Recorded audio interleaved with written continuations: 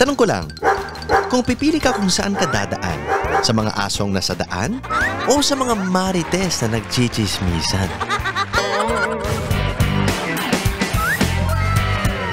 Kuya, tanong ko lang, ano mas delikado, na dumaan sa kalsada na puno ng aso o puno ng mga marites? Sa akin, puno ng marites. Marites! Bakit po? Pagka marites, hindi katotohanan eh. Yung mga binabalita, mga chinichismis sa aso, alam mo na, nakakagat lang yun. Ano ang mas delikado, na dumaan sa kalsada na puno ng mga aso o puno ng mga marites? Ay! Puno ng mga marites. Marites! Marites din. Marites. O bakit marites imbis na aso?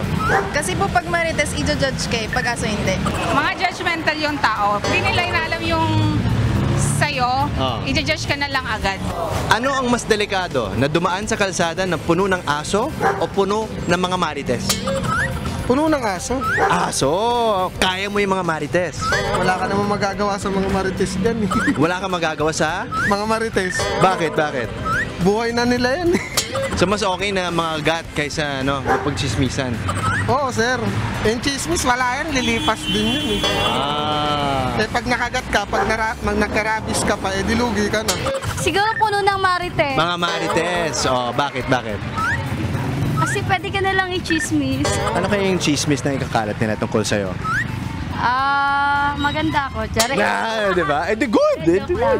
Joke lang. Ano? Siyempre yung mga yung mga walang katotohanan. Katulad ng? Kunwari, pinagkakalat nila marami kang pera. Wala naman talaga, di ba? Ganun. Tangang ka. Tapos Oo. may-message na sa'yo. Mustang, di ba? Musta, sabay utang.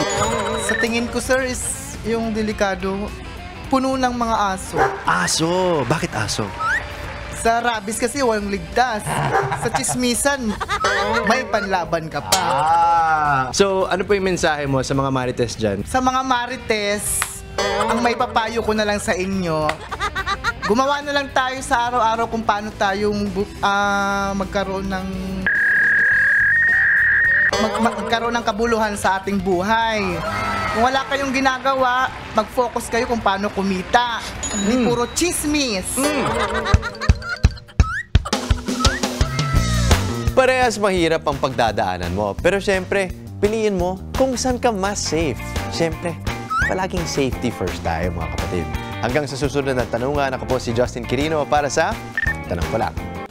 Mga kapatid, Justin Quirino po. Masayang kwentuhan at makapulahang informasyon ang hatid namin tuwing umaga. Kaya mag-subscribe na at mag-follow sa social media pages ng News 5.